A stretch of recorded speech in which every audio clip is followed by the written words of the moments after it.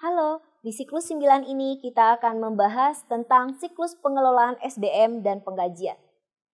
Dari semua siklus yang ada, tentu saja akan berakhir pada bagaimana operasional ini diciptakan untuk melakukan pembayaran terhadap event-event atau agent-agent serta semua bagian yang berkontribusi terhadap jalannya organisasi perusahaan ini.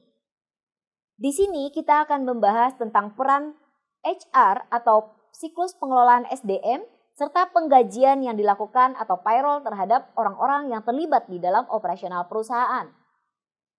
Menurut Brad, manajemen sumber daya manusia dan penggajian merupakan salah satu indikator penting berjalannya perusahaan sesuai dengan target yang diinginkan. Perlunya mempekerjakan karyawan, memelihara, serta memperhatikan kesejahteraan karyawan, termasuk pemotongan pajak dan asuransi, serta fasilitas-fasilitas yang diberikan terhadap perusahaan merupakan salah satu indikator prestasi yang dibuat oleh perusahaan akan semakin meningkat dan sangat mensupport terhadap organisasi perusahaan tersebut. Loyalitas perusahaan terkadang sangat dipengaruhi oleh dua kegiatan ini.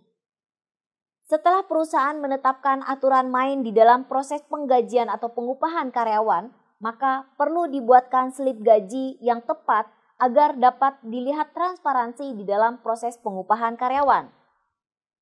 Proses pengupahan ini tentu saja sesuai dengan kapasitasnya masing-masing yang ditetapkan oleh perusahaan dan sesuai dengan levelnya di dalam perusahaan.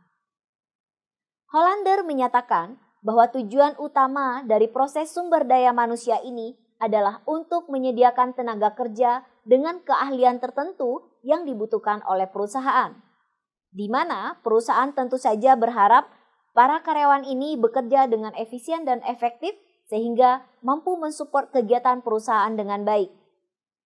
Pada umumnya, perusahaan menganggap tenaga kerja ini adalah aset yang sangat berharga bagi perusahaan. Karena titik tertentu di dalam keberhasilan sebuah perusahaan sangat ditentukan oleh prestasi, loyalitas, serta kredibilitas seorang karyawan. Lebih dari itu, tanggung jawab dari tenaga kerja tersebut merupakan bagian yang paling terpenting di dalam kelancaran sebuah organisasi perusahaan. Sesuai antara apa yang mereka dapatkan dengan apa yang mereka berikan merupakan bagian penting dari siklus ini. Bagaimana kita mampu menciptakan atau memodelkan sistem yang berhubungan dengan siklus ini?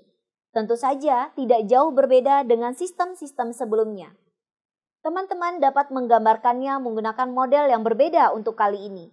Di antaranya adalah flowchart system, di mana flowchart system juga merupakan bagian dari flowchart sebagai salah satu model sistem yang dapat digunakan dalam memodelkan sistem baik terhadap proses-proses yang ada termasuk dokumen-dokumen yang mengalir di dalam proses bisnis perusahaan.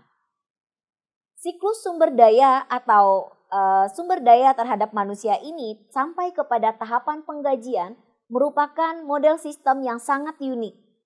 Karena dalam hal ini terdapat beberapa kerahasiaan atau secret data yang tidak bisa dipublish. Namun di dalam memodelkan sistem, kita perlu mengetahui siklus-siklus ini dapat berjalan dengan baik melalui prosedur-prosedur sistem yang sudah ditetapkan dan kita dapat mengetahui dokumentasi dari prosedur yang berjalan ini. Untuk itu, kita perlu menggambarkannya dan memodelkannya dengan baik. Silakan teman-teman memilih sendiri siklus ini dapat digambarkan menggunakan model sistem yang seperti apa dan apa saja model atau tools yang kalian gunakan di dalam menggambarkannya.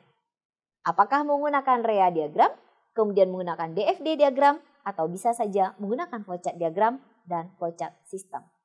Demikian, terima kasih.